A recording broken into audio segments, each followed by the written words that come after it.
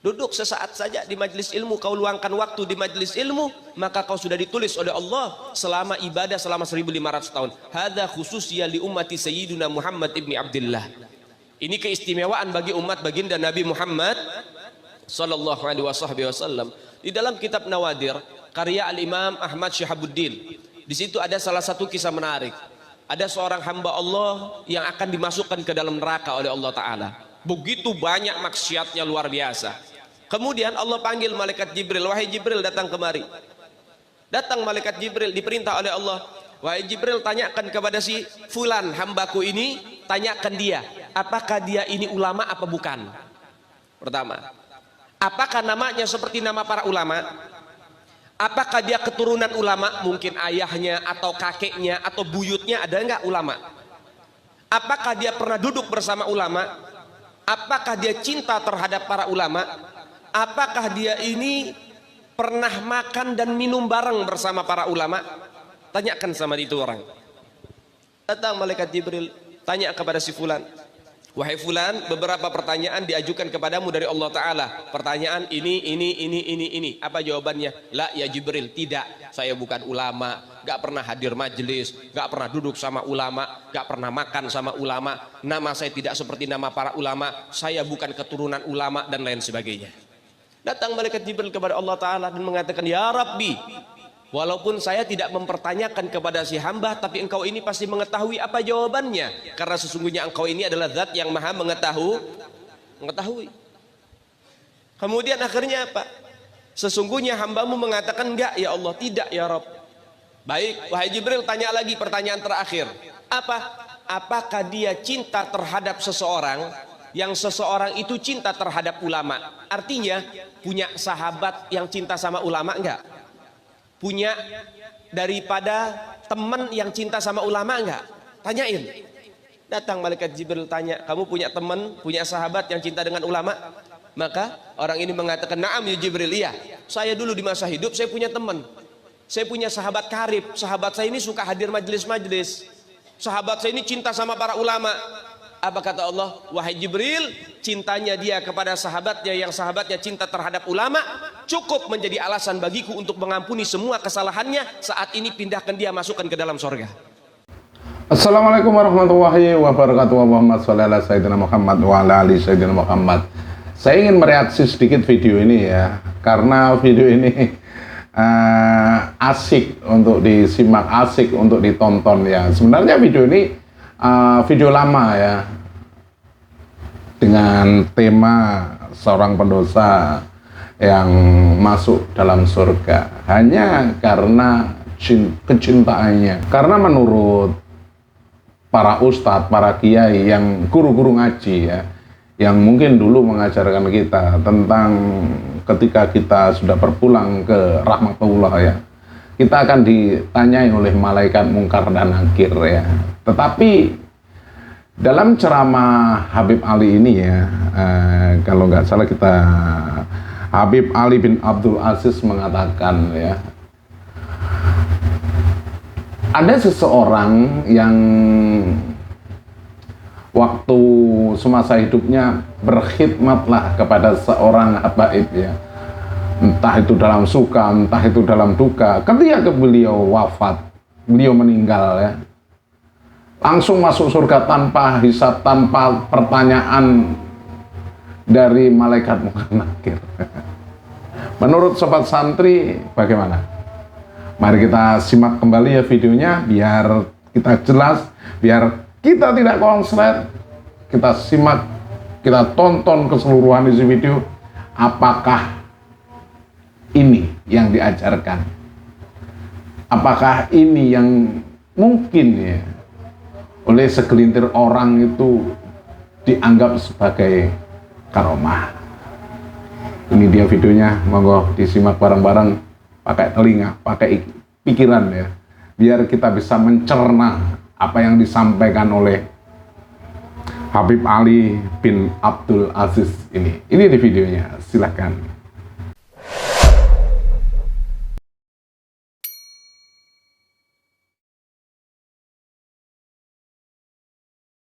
Alhamdulillah.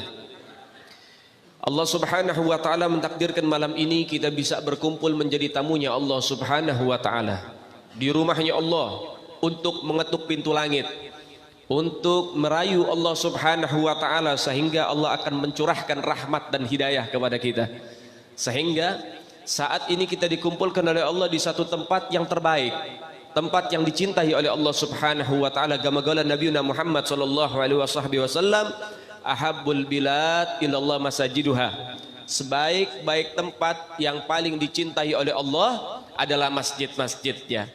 Tempat terbaik yang paling dicintai oleh Allah adalah masjid. Sehingga dengan hadis ini kita bisa mengambil kesimpulan apa?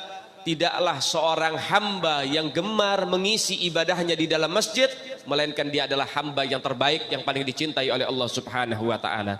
Nah, harapan kita mudah-mudahan kita semua diberikan kekuatan oleh Allah, anugerah oleh Allah, sehingga senantiasa kita bisa mengisi masjid-masjid kita untuk tagarrub kepada Allah subhanahu wa ta'ala. Dan saudara yang dimuliakan oleh Allah, saat ini dan malam ini kita berkumpul di salah satu taman sorga Allah subhanahu wa ta'ala. Qala Rasul sallallahu alaihi wasallam, idza marartum bi riyadil jannah farta'u. Nabi mengatakan, bila kalian melintasi melewati taman-taman sorga maka mampirlah. Qalu wa mahya ya Rasulullah. Tanya para sahabat, wahai Nabi, apa ada taman sorga yang ada di alam dunia? Apakah ada taman sorga yang ada di alam dunia? Maka Nabi mengatakan, qala hillatut ta'lim wa fi riwayatil ukhra hillatut dzikir. Taman sorga yang ditebar oleh Allah Ta'ala di alam dunia adalah perkumpulan-perkumpulan ilmu dan perkumpulan-perkumpulan zikir. Sehingga siapa orang yang mereka gemar duduk berkumpul di salah satu taman sorga Allah di alam dunia, insya Allah Allah akan kumpulkan ia nanti di taman sorga yang hakiki bersama baginda Nabiuna Muhammad. Ya ikhwan rahimakumullah, kalau kita bicara tentang masalah ilmu, tentang kemuliaan ilmu, itu luar biasa. Sampai Nabi mengatakan, idza man salaka tariqan yaltamisu fihi ilma sahalallahu lahu bihi tariqan ila jannah. Siapa orang yang gemar, ya, yang ringan langkah kakinya untuk menghadiri majlis-majlis ilmu, Allah akan permudah jalannya untuk masuk ke dalam surga Allah subhanahu wa ta'ala. Begitu agungnya ilmu, begitu luar biasanya ilmu, sehingga Allah menyatakan, yarfa'illahu alladhina amanu minkum walladhina utul ilma darajat. Sesungguhnya Allah akan mengangkat derajat orang-orang yang beriman di antara kalian dan orang-orang yang mencari ilmu. Derajat pakai isim jama', artinya dengan beberapa derajat. Sebagian ulama dan semua para ulama tidak ada yang berani memvonis berapa derajat yang Allah angkat bagi orang-orang yang gemar duduk di majelis ilmu. Ulama nggak ada yang bilang, dan gak ada yang berani memberikan daripada sekian derajat, 4 derajat, 5 derajat, gak ada yang berani. Kenapa? Itu rahasia dari Allah subhanahu wa ta'ala. Keistimewaan bagi mereka orang-orang yang mencari ilmu agama Allah subhanahu wa ta'ala.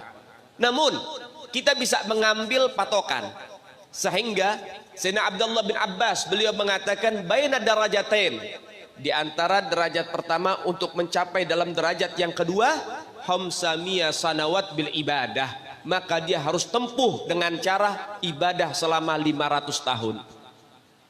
Artinya, kalau kita di sini melihat isim jama itu paling sedikit artinya 3. Dan di sini nggak ada yang tahu berapa derajat, tapi yang pasti 3. Sehingga kalau kita bisa mengambil dengan bilangan yang paling kecil, orang yang duduk di majelis ilmu, maka akan diberi pahala oleh Allah seperti dia ibadah, berarti 3 dikali 500 tahun, berarti dia dapat ibadah 1500 tahun cuma duduk sesaat di majelis ilmu. Duduk sesaat saja di majelis ilmu, kau luangkan waktu di majelis ilmu, maka kau sudah ditulis oleh Allah selama ibadah selama 1500 tahun. Hadza khususiyah li ummati sayyiduna Muhammad ibni Abdullah. Ini keistimewaan bagi umat baginda Nabi Muhammad sallallahu alaihi wasallam. Di dalam kitab Nawadir karya Al-Imam Ahmad Syihabuddin, di situ ada salah satu kisah menarik. Ada seorang hamba Allah yang akan dimasukkan ke dalam neraka oleh Allah Ta'ala. Begitu banyak maksiatnya, luar biasa. Kemudian Allah panggil malaikat Jibril, wahai Jibril, datang kemari. Datang malaikat Jibril, diperintah oleh Allah, wahai Jibril, tanyakan kepada si fulan hambaku ini, tanyakan dia, apakah dia ini ulama apa bukan? Pertama, apakah namanya seperti nama para ulama? Apakah dia keturunan ulama? Mungkin ayahnya atau kakeknya atau buyutnya ada enggak ulama? Apakah dia pernah duduk bersama ulama? Apakah dia cinta terhadap para ulama? Apakah dia ini pernah makan dan minum bareng bersama para ulama? Tanyakan sama itu orang.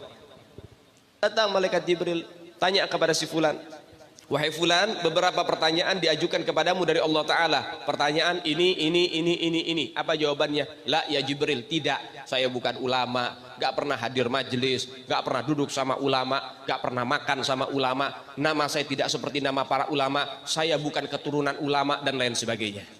Datang malaikat Jibril kepada Allah Ta'ala dan mengatakan, ya Rabbi, walaupun saya tidak mempertanyakan kepada si hamba, tapi engkau ini pasti mengetahui apa jawabannya. Karena sesungguhnya engkau ini adalah zat yang maha mengetahui. Kemudian akhirnya apa? Sesungguhnya hambamu mengatakan enggak ya Allah, tidak ya Rabb. Baik, wahai Jibril, tanya lagi pertanyaan terakhir. Apakah dia cinta terhadap seseorang yang seseorang itu cinta terhadap ulama? Artinya punya sahabat yang cinta sama ulama enggak? Punya daripada teman yang cinta sama ulama enggak? Tanyain.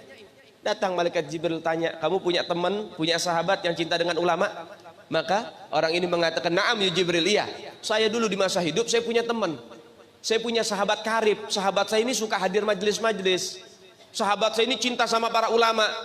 Apa kata Allah? Wahai Jibril, cintanya dia kepada sahabatnya yang sahabatnya cinta terhadap ulama cukup menjadi alasan bagiku untuk mengampuni semua kesalahannya. Saat ini pindahkan dia, masukkan ke dalam sorga. Cinta sama para ulama pakai wasilah itu bisa jadi satu kabar gembira, bisa masuk ke dalam sorga. Apalagi bila kita cinta langsung kepada para ulama. Apalagi kita punya anak ulama. Apalagi kita di sini menjadi para pecinta ulama, bahkan apalagi kalau kita dicintai sama ulamanya. Jadi kalau seorang murid cinta sama guru itu biasa, tapi kalau seorang guru cinta terhadap muridnya itu baru luar biasa. Seorang murid cinta sama guru itu hal yang wajar, itu hal yang wajib, yang pasti. Tapi ketika nama si murid ada di hati guru, berarti itu murid luar biasa di hadapan gurunya. Sehingga kita harus bagaimana caranya cinta terhadap guru kita, dan kita harus berbagai macam cara untuk bisa mendapatkan cinta dari guru kita. Al-Imam Syekh Abdul Qadir Al-Jailani, beliau itu dulu begitu tabah dan sabar terhadap gurunya, sampai hampir setiap hari digoda sama gurunya, diceburin ke sungai waktu di masa-masa dingin.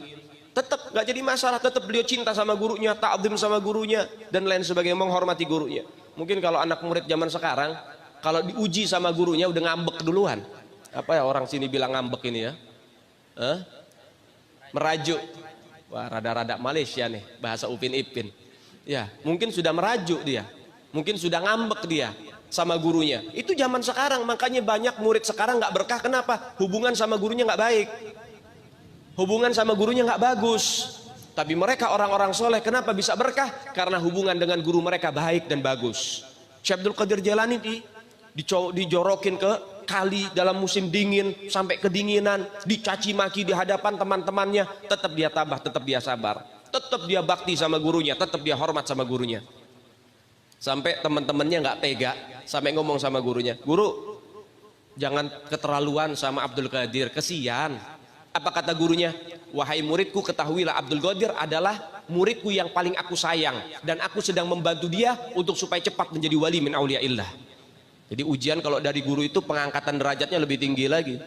Al-Habib Abdullah bin Umar bin Yahya punya guru namanya Habib Abdullah bin Tahir. Satu ketika Habib Abdullah bin Tahir datang ke rumah Habib Abdullah bin Umar bin Yahya. Hei Abdullah, saya pengen ke kamar mandi, siapin sendal. Baik guru, disiapin sendal yang terbaik. Sendal bagus ditaruh, kemudian dipakai sama gurunya, masuk kamar mandi, kemudian berwudu itu guru keluar kamar mandi, sendalnya dilepas. Setelah sendal itu dilepas, berpisah dengan kaki gurunya oleh Habib Abdullah bin Umar bin Yahya, itu sendal diambil, bekas airnya diusap ke wajahnya, kemudian sendal itu diciumi, ditaruh plastik, ditaruh di dalam lemari, dan sampai dia meninggal nggak pernah dipakai itu sendal karena bekas gurunya. Sehingga dengan hal itu Al-Habib Abdullah bin Umar bin Yahya menjadi wali min auliyaillah yang betul-betul mendapatkan maratib yang tinggi di sisi Allah Subhanahu wa taala. Itu mereka orang-orang soleh, hubungan dengan gurunya baik. Baik sobat santri dimanapun anda berada ya, seperti yang sudah kita dengarkan bareng-bareng, ini merupakan sebuah cerita apa ya, kalau bisa didengarkan ya semaunya ya, bercerita semaunya tanpa mengutip hadis dan lain sebagainya, bercerita tentang keluarga ini ya, kehebatan keluarganya. Kalau saya simak dari awal sampai akhir begitu ya, sama sekali tidak mengutip ayat Al-Quran, hadis dan lain sebagainya. Cuman bercerita bahwa si A, ininya si A, si B, si C, tapi masih dalam lingkup keluarganya sendiri. Jadi sobat santri di manapun anda berada, apakah ini yang mungkin ya, yang mungkin ini hanya praduga ya, apakah ini yang disebut doktrin sehingga orang-orang akan merasa apa ya, terbuai dengan ucapan, dengan omongan yang mungkin mengandung sedikit yang dikatakan sebagai karomah, bahwa keluarga saya ini loh, keluarga saya itu begini loh, keluarga saya ini begitu. Padahal seperti yang sudah kita ketahui bareng-bareng, kita ketahui bersama ketika kita dulu ya, mungkin ya, guru-guru ngaji kita, ustadz-ustadz kita, yang dipertanyakan orang ya, seluruh ya, umat manusia pasti akan didatangi yang namanya mungkar wa nangkir, dan pasti akan ditanyai dan pasti harus menjawab ya enggak seenaknya saja, seperti apa yang sudah disampaikan tadi. Jadi sobat santri jangan sampai konslet ya, apabila mendengarkan omongan atau ceramah yang katanya ceramah yang selalu mungkin dibumbui dengan sedikit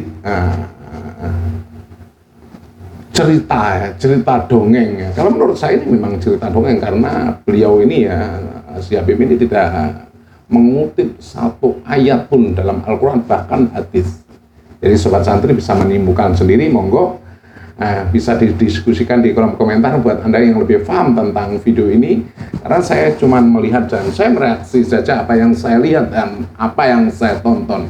Jadi mungkin ada yang terkeliru, ada yang salah dalam saya bertutur kata, izinkan saya mohon maaf yang tak teringat. Saya akhiri, wabillahi taufiq wal hidayah, wassalamualaikum warahmatullahi wabarakatuh. Jangan lupa subscribe channel ini.